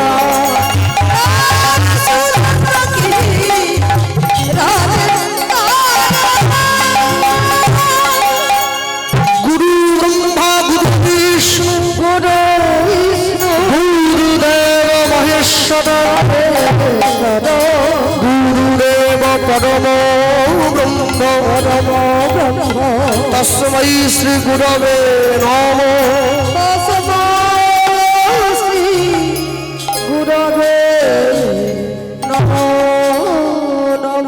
গুরুদেবকে তুলে দাঁড়িয়েছে। যখনই গুরুদেবকে প্রণাম করে প্রেমানন্দ উঠে দাঁড়িয়েছে, গুরুদেব সঙ্গে সঙ্গে প্রেমানন্দকে জিজ্ঞাসা করছে, প্রেমানন্দ তুমি কি আমার আশ্রমে থাকবে বাবা? বলছে আগে হ্যাঁ থাকবো। শোনো, তুমি যদি আমার আশ্রমে থাকো একটা কথা মনে রাখবে, আমার আশ্রমে কিন্তু এমনি এমনি থাকা যায় না। আমার আশ্রমে থাকতে গেলে কিন্তু কাজ করতে হয়। আশ্রম মানে কি? যেখানে পরিশ্রম দিয়ে শ্রম দিয়ে টিকে থাকতে হয় তাকে আশ্রম বলে বলা হয়। এই যে মায়েরা বসে আছেন না, সারা জীবন ধরে রান্না করে শুধু ভূত খাওয়ালেন, হ্যাঁ মনে রাখবেন যেদিনকে আপনাদের হাতের রান্না গৌর গোবিন্দের সেবায় লাগবে, সেদিনকে আপনাদের রান্না শেখা সফল হবে, তার আগে নয়। ভগবানের জন্য সবাই রান্না করতে পারবে না, সে সৌভাগ্য সবার হবে না। হ্যাঁ, এজন্য ভাগ্যের দরকার আছে। যে গ্রামে হরিনাম হয়, আপনাদের গ্রামের নাম কি? আচ্ছা, জাফরাবাদ, বাদপুর, ফুলপুর। ফুলপুর। যে গ্রামে হরিনাম সংকীর্তন হয়, গ্রামের মানুষ যদি হরিনামের কৃপা পেতে চায়, যে কদিন গ্রামে হরিনাম হবে, যারা হরিনাম করাচ্ছে, যে গ্রামের হরিনাম, সেই গ্রামের মানুষকে সম্পূর্ণ সেই হরিনামের কটা দিন হরিনাম চলাকালীন সম্পূর্ণ নিরামিষ খেতে হবে, তবে হরিনামের কৃপা পাবে, না হলে পাবে কি করে? এত সহজ নয়। হরিনাম এতই খাবলা খাবলা গায়ে নাই, ছাল বাকলা রামান গায়ে একলা একলা বললেই হবে নাকি? এই জন্য কষ্ট করতে হয়। প্রেমানন্দ গুরুদেবকে প্রণাম করে উঠে দাঁড়িয়েছে। গুরুদেব প্রেমানন্দকে জিজ্ঞাসা করছে, আরে প্রেমানন্দ, তুই যে আমার আশ্রমে থাকবি, আশ্রমে থাকতে হলে কাজ করতে হয়, তো তুই কি কাজ করবি? বলে, গুরুদেব আপনি যেই কাজটা বলবেন আমি সেইটাই পারি। না না, বেশি কিছু ভারী কাজ তোকে করতে হবে না, তুই একটু হালকা কাজ কর। কি হালকা কাজ? ভিক্ষা করতে পারবি? এটা কোনো কাজ হলো? ভিক্ষার ঝুলিটা গুরুদেব যখনই প্রেমানন্দের হাতে দিয়ে দিয়েছে, এই নে দাও ভিক্ষার ঝুলিটা দাও। ভিক্ষার ঝুলিটা হাতে নিয়ে প্রেমানন্দ ভিক্ষা করতে বেরিয়ে যাচ্ছে। আর যখনই ভিক্ষা করতে গেল, গুরুদেব ডাক দিয়ে বলল, দাঁড়া, চলে যাচ্ছিস? আমার এখনো কথা বলা শেষ হয়নি, চলে যাচ্ছিস? আগে আমার আশ্রমে ভিক্ষা করবার নিয়ম আছে রে। ভিক্ষা করবার আমার নিয়ম হয় নাকি? হ্যাঁ, সব প্রত্যেকদিন 21টা করে বাড়িতে যাবি, প্রত্যেকটা বাড়ির থেকে 1 মুঠোর বেশি ভিক্ষা নিবি না। 21টা বাড়ির থেকে 21 মুঠো ভিক্ষা নিবি। যারা প্রকৃত সাধু হয়েছে, গেরুয়া পোশাক পরে, বড় জটা, বড় দাড়ি, প্রকৃত সাধু কোনোদিন 5 বাড়ির বেশি ভিক্ষা করে না, পাক আর না পাক। যারা প্রকৃত বৈষ্ণব হয়েছে, মঠে মন্দিরে থাকে, ডোরকৌপিন বহির্বাস পরে, প্রকৃত বৈষ্ণব কোনোদিন 11টা বাড়ির বেশি ভিক্ষে করে না, পাক আর না পাক। যে প্রকৃত ভক্ত হয়েছে, সে কোনোদিন 21টা বাড়ির বেশি ভিক্ষে করে না, পাক আর না পাক। কিন্তু আমার মতো ভিখারি, এই যে আমাকে দিয়ে বলি, একদিনে 3 পালা গান হলেও করতে ছাড়ে না। তা সকালে বহরমপুর, বিকেলে আজিমগঞ্জ, রাতে জাফরাবাদ, ডেলি 3টে। ভগবান বলে, তুই যেমন করছিস আমিও তো করব। 2 বছর পরে গলা বন্ধ হয়ে যাবে, ভেলুড়ে সিট বুকিং করব। লোভে পাপ, পাপে মৃত্যু। জগতে যার লোভ যত বেশি, তার দুঃখও তত বেশি। যার লোভ যত কম, তার দুঃখও তত কম। হ্যাঁ, আপনি লোভ কমিয়ে দেন, দুঃখ কমে যাবে। লোভ বাড়িয়ে দেন, দুঃখ বেড়ে যাবে। প্রেমানন্দকে যখনই শিখিয়ে দিয়েছে গুরুদেব যে প্রত্যেক দিন 21টা বাড়ি থেকে ভিক্ষে করতে করে আনবি, প্রেমানন্দ 21টা বাড়িতে ভিক্ষে করার জন্য গুরুদেবের কাছ থেকে ভিক্ষার ঝুড়িটা নিয়ে সকালবেলা বেরিয়ে পড়েছে। ভিক্ষা করতে যাচ্ছে মানুষের দরজায় ঘুরে। গুরুদেবের আশ্রমে সেবা দেবে, গুরুদেবকে দেবে। প্রেমানন্দকে গুরুদেব শিখিয়ে দিয়েছে 21টা বাড়ির থেকে ভিক্ষা করে এনে সেই ভিক্ষার পুটুলি আমায় দিবি, আমি রান্না করে গোবিন্দকে সেবা দেব, তারপরে আমরা গুরু আর শিষ্য দুইজনে মিলে প্রসাদ খাও। প্রেমানন্দ ভিক্ষার ঝুলি নিয়ে বেরিয়ে যায়। আমার শ্রী গোবিন্দের সেবার তরে তোমরা ভিক্ষা দাও।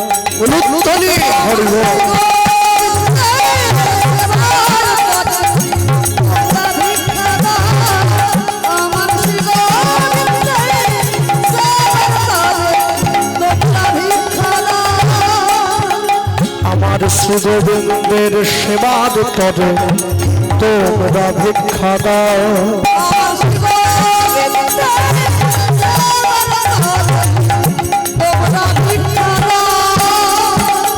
প্রেম কন্ডল দিয়া, প্রেম কন্ডল দিয়া তোমরা আমায় জন্মের মতো কিনে লও। প্রেম কন্ডল দিয়া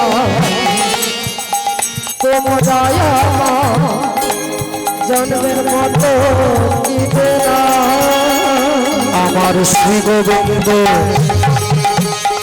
সেবার তবে তোমরা ভিক্ষা দাও। হরি বল।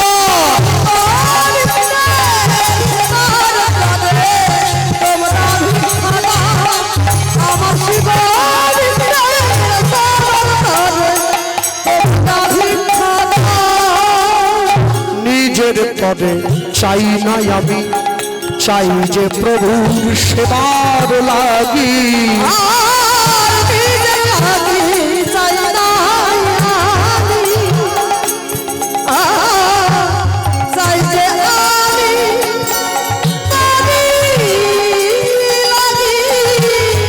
নিজের পদে চাই না আমি, চাই যে প্রভু সেবার লাগি।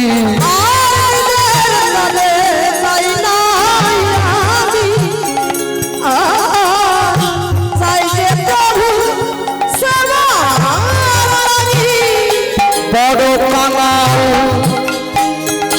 তাই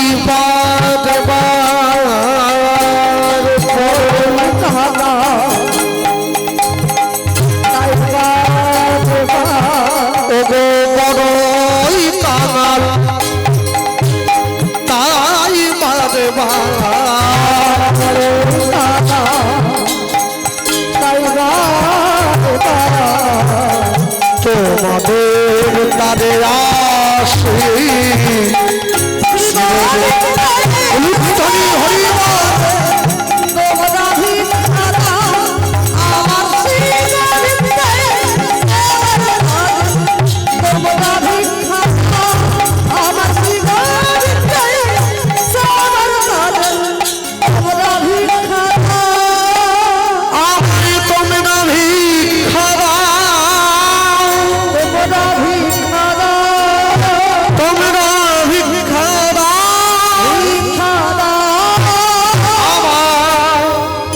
তোমরা ভিক্ষা দাও, তোমরা ভিক্ষা দাও। মুষ্টি ভিক্ষা করিয়া যায় প্রেমানন্দ, তা দেখিয়া গুরুদেবের প্রাণে বড়ই আনন্দ।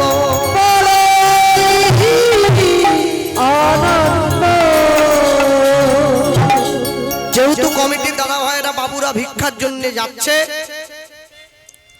আমি একটা কথা আপনাদের সকলকে জানিয়ে রাখি, মায়ের মন্দির সংস্কার করবার জন্য যেই মানুষটি অক্লান্তভাবে হাত বাড়িয়ে দিয়েছেন মুম্বাই নিবাসী ওই যে চিত্তরঞ্জন ভট্টাচার্য মহাশয়, আজকে কমিটির দাদা ভাইয়েরা বিকেলবেলা তার সঙ্গে আমার একটু কথা বলিয়েছিলেন। তো তিনি আমাকে বললেন, মাকে বসা ওকে, তিনি আমাকে বললেন যে এই মন্দির সংস্কার এখনো বিপুল অর্থ প্রয়োজন এবং সেটা যেন প্রত্যেকটি সনাতনী মা বোনেরা এবং দাদা ভাইয়েরা বাবা মায়েরা তারা সকলে এই ভিক্ষা একযোগে করে মন্দিরটি সংস্কার করেন। আমি আপনাদের কাছে এই আশা রাখবো। আর আজকে যত ভক্ত উপস্থিত হয়েছেন, বৃষ্টিটা না হলে আজকে ভক্ত সংখ্যা এর দ্বিগুণ হতো, আরো বাইরের লোকেরা আসতে পারেনি সবাই। তো যে কজনই এসেছেন, যে সমস্ত কমিটির বাবারা থালা নিয়ে গেছেন আপনাদের সামনে, ওই থালা যেন খালি না থাকে, থালা যেন ভর্তি হয়ে যায়।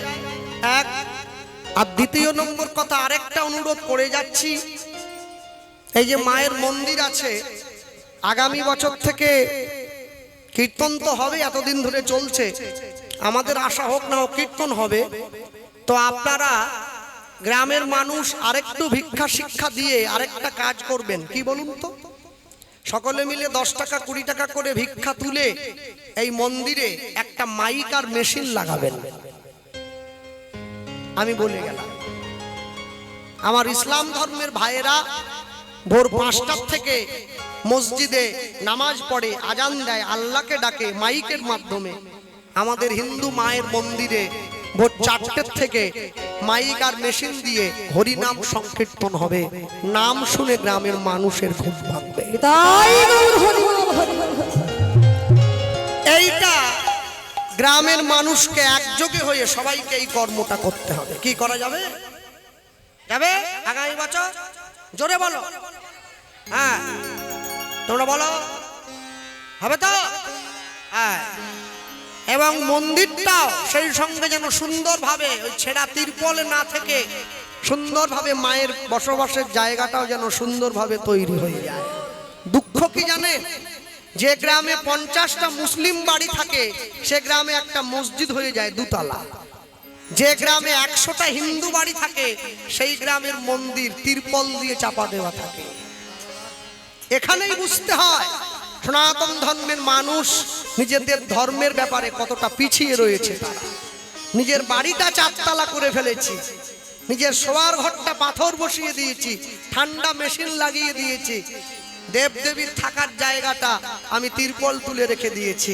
মনে রাখবেন, আগে তার থাকার জায়গাটা ভালো করুন, তবে নিজেরাও শান্তিতে থাকবেন, সমাজও আনন্দে থাকবে। হরি বল, হরি বল। সেইটা সবার আগে দেখতে হবে। হ্যাঁ, ভক্তমণ্ডলী ভক্তিমতী মায়েরা প্রেমানন্দ ভিক্ষার ঝুলিটা হাতে নিয়ে ভিক্ষা করে এনে গুরুদেবের হাতে তুলে দেয়। আস্তে ছাড়লে চলবে না। এই যে ভিক্ষার ঝুলিটা হাতে এনে গুরুদেবের হাতে দেয়, আস্তে গুরুদেব রান্না বান্না করে গোবিন্দকে সেবা দেয়। বাকিটা কিন্তু গুরুদেব রামানন্দ স্বামী প্রেমানন্দকে জানতে দেয় না কিরম করে সেবাটা দেয়। গুরুদেব রান্না করে গোবিন্দের মন্দিরে যখন ভোগের থালাটা ঢুকিয়ে দেয়, গুরুদেব দেখতে পায় ভোগ দিয়ে বেরোবার পরে থালায় অর্ধেকটা অন্ন নেই, বাটিতে অর্ধেকটা ব্যঞ্জন নেই, গ্লাসে অর্ধেকটা জল নেই। ভগবান নিজে হাতে সেবা করে যায়। এটা কিন্তু প্রেমানন্দ জানে না যে গুরুদেব কেমন করে গোবিন্দ সেবা দেয়। ভগবান মনে মনে চিন্তা করে, প্রেমানন্দ যত সহজে তুমি আমাকে পাওয়ার চেষ্টা করছো, এত সহজে তুমি কিন্তু আমাকে পাবে না। কষ্ট না করলে কৃষ্ণ পাওয়া যায় না। ভগবান সকলকে পরীক্ষা নিয়ে তারপরে নিজের চরণে জায়গা দেন। কেন? যে পড়াশুনো করেছে পরীক্ষা তার নেওয়া হয়, যে পড়াশুনো করেনি তার কোনো পরীক্ষা নেওয়া হয় কি? যে কৃষ্ণ ভালোবাসে কৃষ্ণ তার পরীক্ষা নেয়, যে গোবিন্দ ভালোবাসে না তার কোনো পরীক্ষাও নেওয়া হয় না। প্রেমানন্দ আজকে সকালবেলায় ভিক্ষার ঝুলিটা হাতে নিয়ে যখন ভিক্ষা করবার জন্য বের হয়েছে, হঠাৎ করে আকাশের পশ্চিম কোণায় কালো একটা মেঘ ঢুকিয়ে দিল। আস্তে আস্তে সেই মেঘে পুরো আকাশটা ভরে গেল। ঝমঝম করে বজ্রবিদ্যুৎ সহকারে বৃষ্টি নেমে এসেছে। প্রেমানন্দ ছুটে গিয়ে গুরুদেবের কাছে দাঁড়িয়ে বলছে, গুরুদেব এত জোরে ঝড় বৃষ্টি নেমেছে, আমি কি করে ভিক্ষা করতে যাব? গুরুদেব বলে উঠছে, প্রেমানন্দ তুই একটিবার যা বাবা, তুই যদি ভিক্ষা করে না আনিস আমার গোবিন্দ সেবা হবে কি করে? কি করে হবে? তুই একটিবার যা। প্রেমানন্দ গুরুদেবের কথা রক্ষা করবার জন্য ভিক্ষার ঝুলিটা কাঁধে নিয়ে গ্রামের মানুষের দরজায় দরজায় ঘুরে বেড়াচ্ছে। মানুষের দরজায় টোকা দিচ্ছে, কে আছো মা? দরজাটা খোলো, আমায় একটু ভিক্ষা দিয়ে দাও, আমি প্রেমানন্দ ভিক্ষার জন্য এসেছি। এত ঝড় বৃষ্টির মধ্যে কেউ দরজা খুললো না। ভিতর থেকে ডাক দিয়ে প্রেমানন্দকে বলে দিল, প্রেমানন্দ আজ নয় কালকে আসিস, কালকে ভিক্ষা দেবো। শূন্য ভিক্ষার পুটুলিটা নিয়ে কাঁদতে কাঁদতে গ্রামে গ্রামে ঘুরে বেড়াচ্ছে। ভগবান মনে মনে চিন্তা করছে, বাহ এইটুকু ছেলে তুই, আমার জন্য তোর এত অনুরাগ।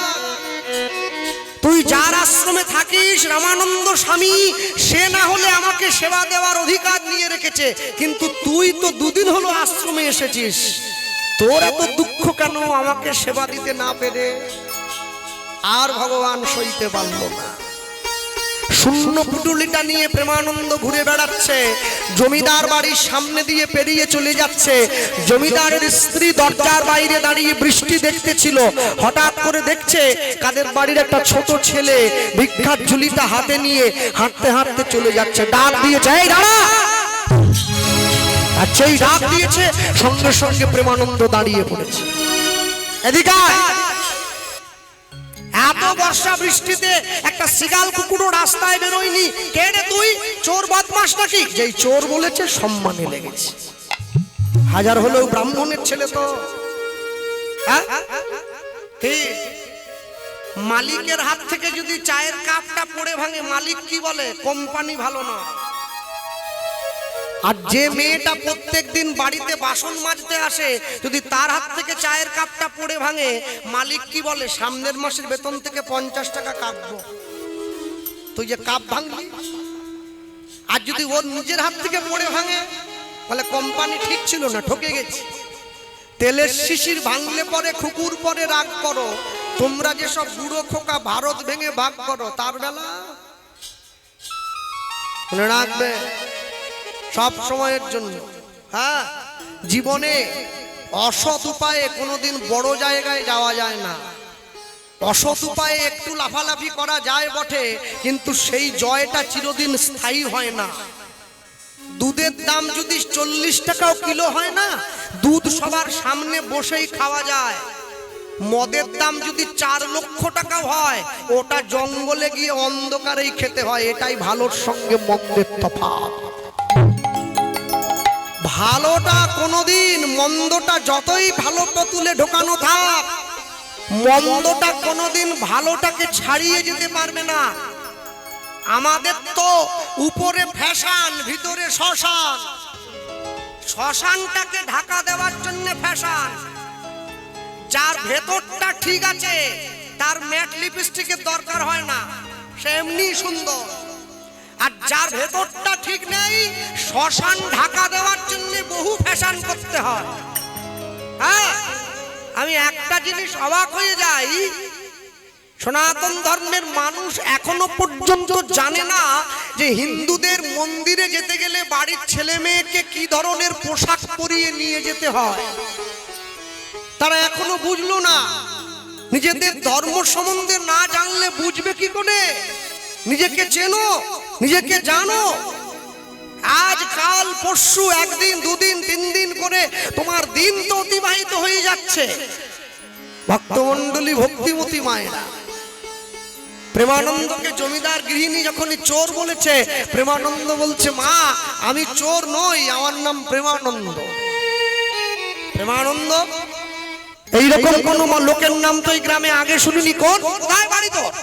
মা আমার বাড়ি হচ্ছে কাশীধামের মেধাগ্রাম। তা কাশীধামের মেধাগ্রামের ছেলে তুই এখানে কি করছিস? মা আমি ভিক্ষা করবার। কি বললি?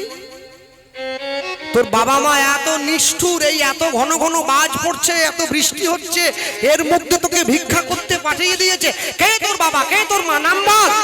মা আমি আমার বাবা মায়ের জন্য ভিক্ষা করতে আসিনি, আমার গুরুদেব আমাকে পাঠিয়েছে। বাহ, শুনে ভালো লাগলো রে। গুরুদেবের প্রতি তোর নিষ্ঠা আছে রে। গুরুদেবের আদেশকে মাথায় নিয়ে তুই নিজের মৃত্যুকে পরোয়া না করে ভিক্ষার জন্য বেরিয়েছিস। এ বাবা, কে তোর গুরুদেব? নামটা বলতো। জমিদারের ঘরণী জিজ্ঞাসা করছে। যেই বলেছে নামটা বল, প্রেমানন্দ বলছে, মা আমার গুরুদেবের নাম কি জানো? আমার গুরুদেবের নাম হচ্ছে রামানন্দ স্বামী। চমকে ছুটে গিয়ে প্রেমানন্দকে বুকে জড়িয়ে ধরলো। প্রেমানন্দ তুই তুই কি বললি? নামটা নামটা আরেকবার বল। নামটা? আমার গুরুদেবের নাম রামানন্দ স্বামী। শোন, যে গুরুদেবের কাছে তুই আশ্রয় নিয়েছিস, সেই গুরুদেব এমন গুরুদেব যে তার নিজের ওই ছোট্ট আশ্রমের পাতার কুড়ে ঘরে রাধা গোবিন্দকে নামিয়ে এনেছে। তুই তো তার শিষ্য রে। আয় বুকে আয়। প্রেমানন্দকে জড়িয়ে ধরে জমিদার ঘরণী ঘরে নিয়ে গেছে। গুরু মিলে লাখে লাখে, শিষ্য মিলে এক, শিষ্য মিলে লাখে লাখে, গুরু মিলে এক। প্রেমানন্দকে নিয়ে গিয়ে, শোন বাবা, তোর মতো ভক্তের চরণ ধুলি যদি এই ঘরে পড়ে, আমার এই ঘরটা তো তীর্থ হয়ে যাবে রে। আয় ঘরে আয়, আয় ঘরে আয়। তা কোথায় যাচ্ছিস বাবা? মা আমি তো প্রতিদিনই গুরুদেবের নির্দেশে ভিক্ষা করতে যাই, আজকে ভিক্ষা পাইনি বলে এত দূরে এসেছি, আজকে আমি তোকে ভিক্ষা দেবো। জমিদারের ঘরণী বলছে, হবে না তো? তুমি আমাকে এক মুঠোর বেশি দিতে পারবে না। আমার গুরুদেবের নিয়ম আছে, প্রতিদিন 21টা বাড়ির থেকে ঘুরে ঘুরে প্রতিটা বাড়ির থেকে এক মুঠো করে নিতে হবে। তুমি তো আমাকে এক মুঠো দেবে, ওই দিয়ে কি আর গোবিন্দ সেবা হয়? জমিদারের ঘরণী বলছে, তুই এত বোকা কেন রে? হ্যাঁ, তুই জানিস তুই কত দূরে এসেছিস? তোর গুরুদেব কি দেখতে আসছে নাকি? কটা বাড়ির থেকে কত মুঠো চাল নিলি? আজকে আমি তোকে 21 মুঠো চাল দিয়ে দেবো, তুই গিয়ে গুরুদেবকে জানিয়ে দিবি তুই 21টা বাড়ির থেকে ঘুরে ভিক্ষা করেছিস। গুরুদেবের কথা অমান্য করলো, ভিক্ষার ঝুলিটা পেতে দিয়েছে। প্রেমানন্দ ভাবছে সত্যি তো, গুরুদেব কি জানতে পারবে নাকি? দাও, ভিক্ষার ঝুলি পেতে দিয়েছে।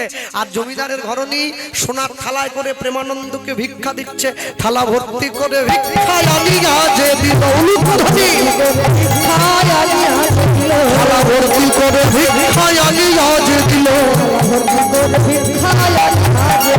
প্রেমানন্দ আনন্দেতে গ্রহণ করিল,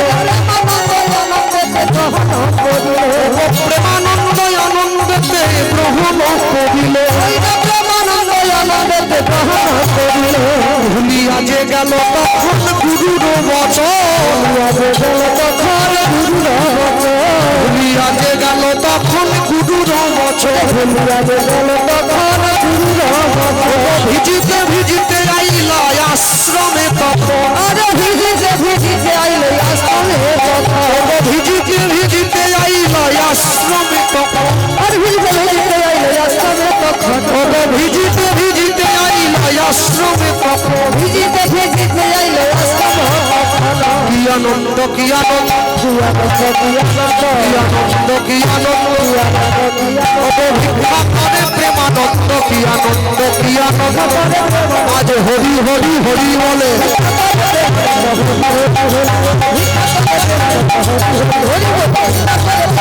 হরি হরি হরি বলে, কি আনন্দ, কি আনন্দ, ভিজিতে ভিজিতে আইলা আশ্রমে তখন, ভিজিতে ভিজিতে আইলা আশ্রমে তখন। গুরুদেব